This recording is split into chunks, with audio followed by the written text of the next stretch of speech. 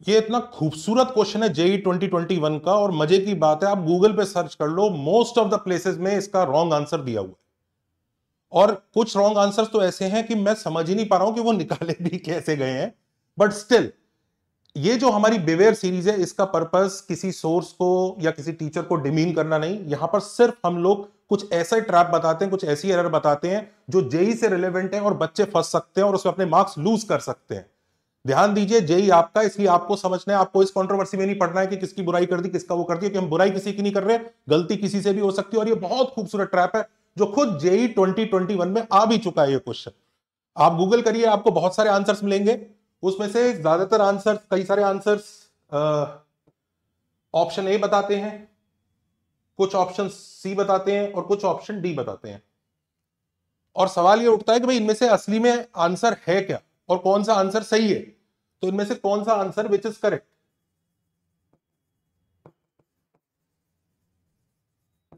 और क्वेश्चन बहुत ही सिंपल है। ये एक फंक्शन दिया हुआ y इज इक्वल टू 5 और इसका इनवर्स निकालना है। पहले एक बार समझ लेते हैं भाई इनवर्स निकालने के लिए हम क्या क्या स्टेप्स यूज करते हैं।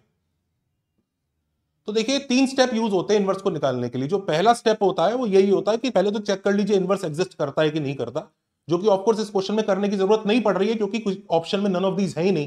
तो इनवर्स मतलब एग्जिस्ट करता ही होगा, नहीं तो क्वेश्चन ही रॉन्ग है।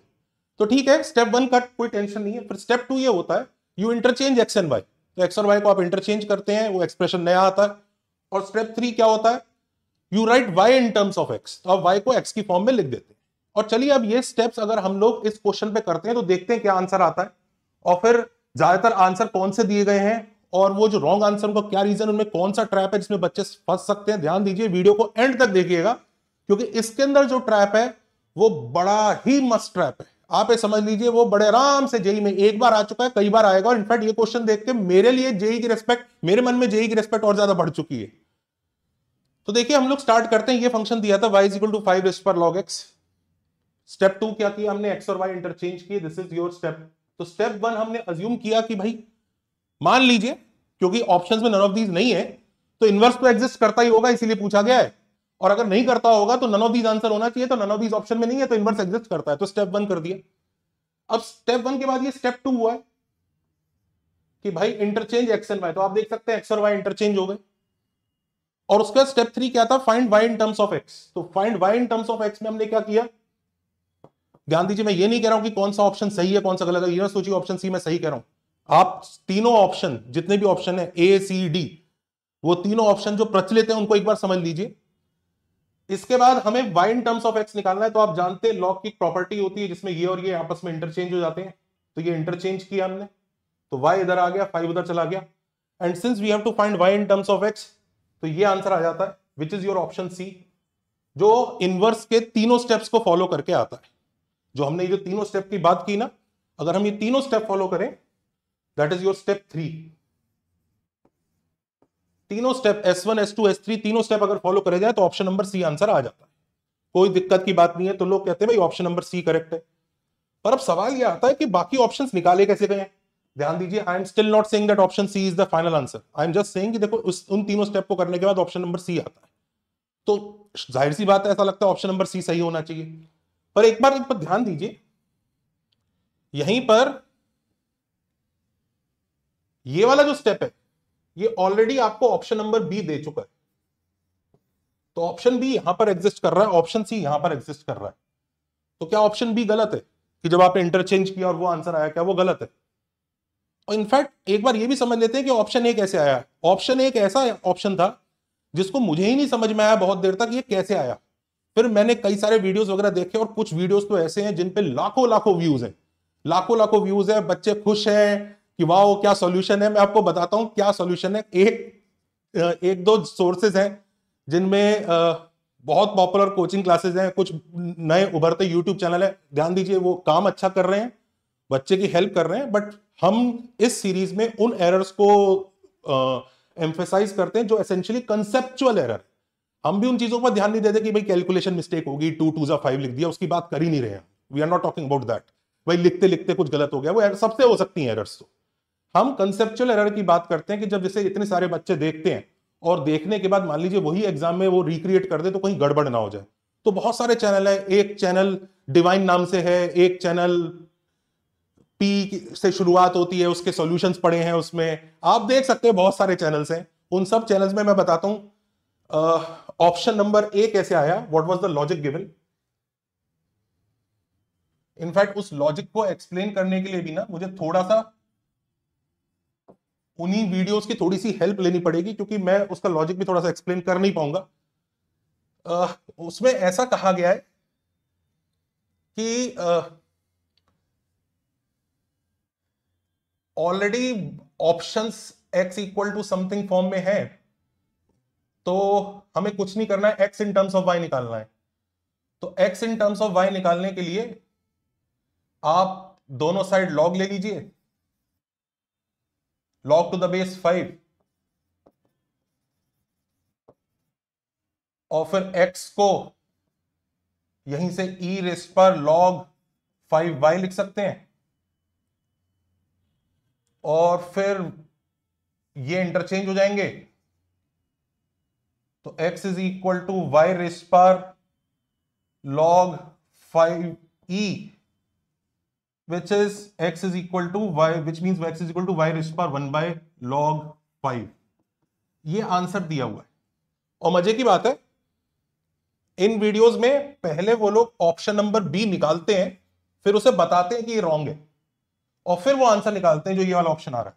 एंड आई थिंक यही ऑप्शन शायद ऑप्शन नंबर ए है,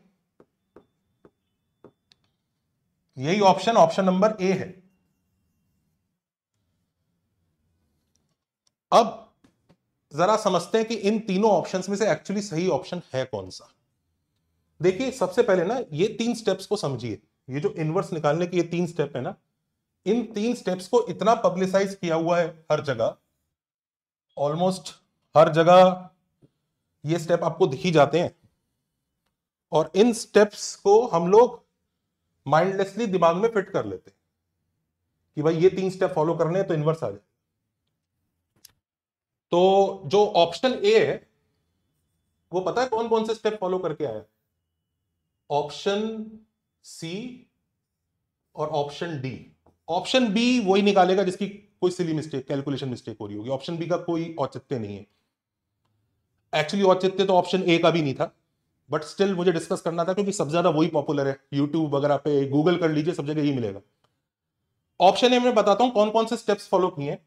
ऑप्शन ए ने स्टेप 1 तो किसी को फॉलो करने की जरूरत नहीं पड़ी, तो ये मान ही लेते हैं सबने स्टेप 1 फॉलो किया ही है एक तरह से, क्योंकि इनवर्स एग्जिस्ट कर ही रहा होगा।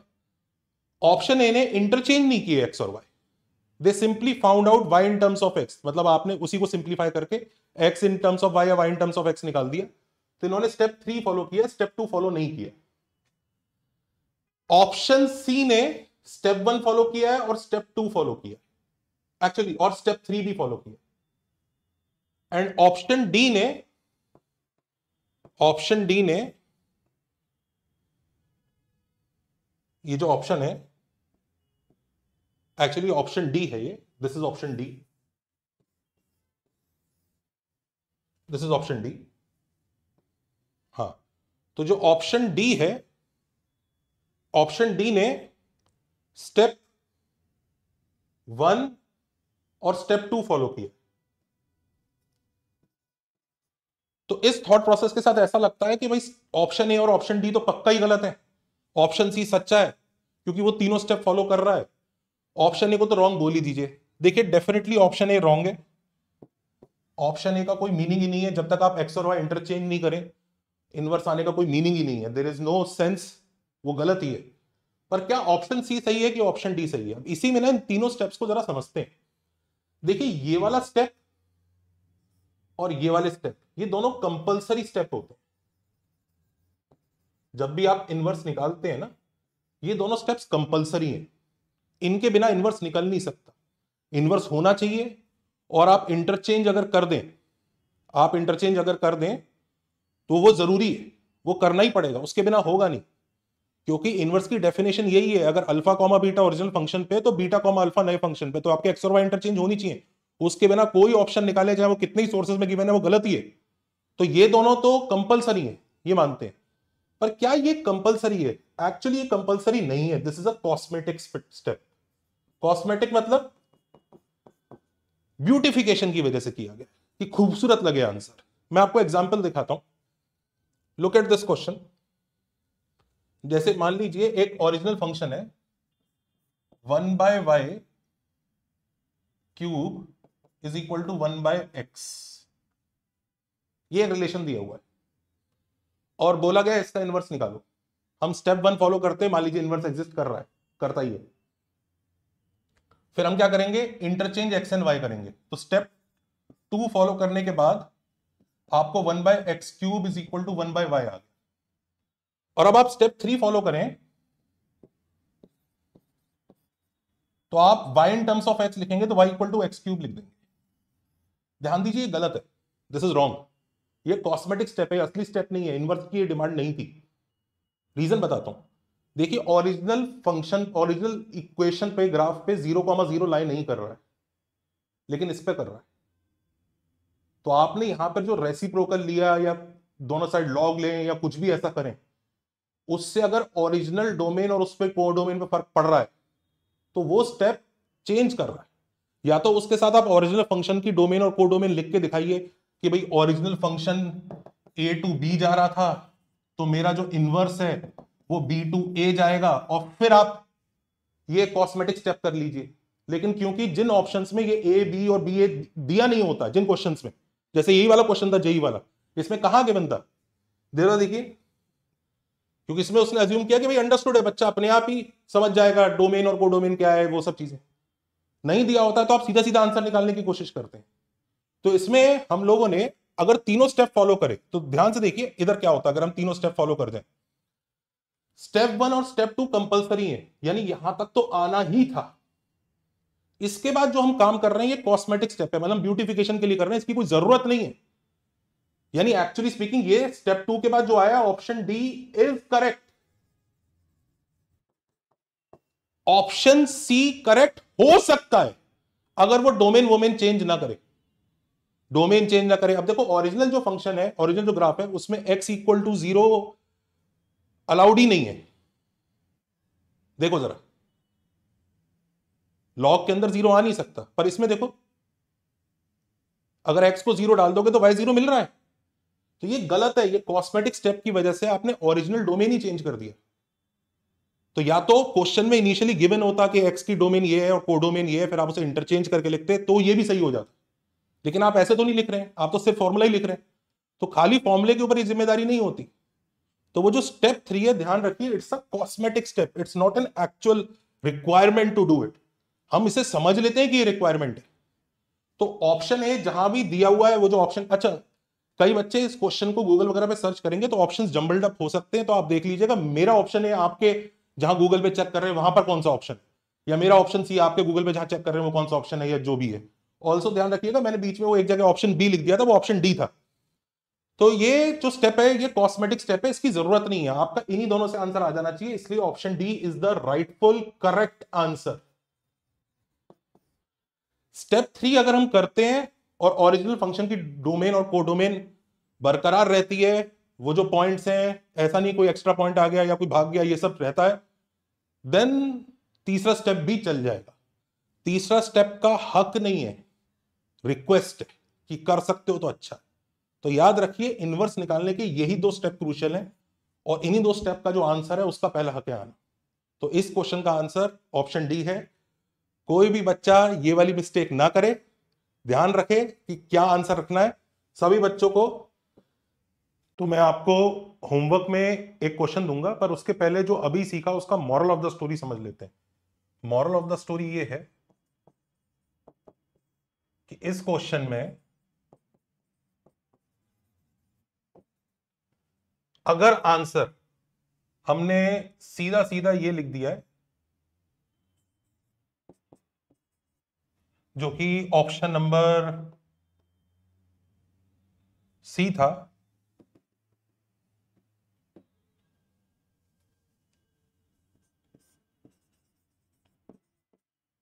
रॉन्ग है। पर हां, अगर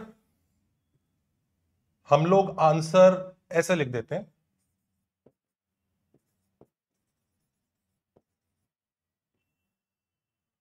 तो ये इसका इनवर्स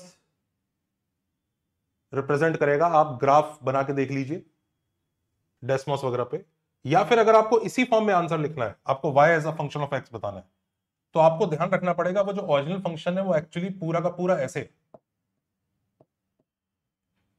जिसकी डोमेन r प्लस से r प्लस जाती है और फॉर्मूला है y is equal to 5 raise पर log x। तो अगर आपको इसी फॉर्म में लिखना है तो आपको ऐसा लिखना पड़ेगा कि जो नया फंक्शन है वो भी r प्लस के इंटरचेंज होंगे, ये रहेगा, और तब आप चाहें तो ऐसा लिख सकते हैं, क्योंकि बाय डिफॉल्ट ये देखिए एक ऐसा पॉइंट उसमें जो 0,0 और 0,0 की मिरर में 0,0 ही रहेगी, वो इस पे लाई कर रहा है पर उधर लाई नहीं कर रहा है। तो या तो आप ऐसे लिखिए या आप ऐसे लिखिए, और क्योंकि जेई में ऑप्शंस में से बेस्ट चूज करना होता है तो ये चूज नहीं किया जा सकता, ये चूज होगा। ऑप्शन ए का कोई मीनिंग नहीं है, ऑप्शन बी सिली मिस्टेक से आया था जैसे भी आया, बट दिस इज करेक्ट, और either writing like this is correct, क्योंकि इस केस में भी वो ये ध्यान रख लेगा कि x जो है पॉजिटिव ही रहेगा, तो वो ओरिजिनल फंक्शन के किसी भी ऐसे पॉइंट जो एग्जिस्ट नहीं करता उसकी मिरर इमेज नहीं देगा। अब अगर ये बात आप लोगों को समझ में आ गई है तो आप होमवर्क वाला क्वेश्चन लिख सकते हैं। हमें सपोज करो इसके इनवर्स के बारे में बात करनी है,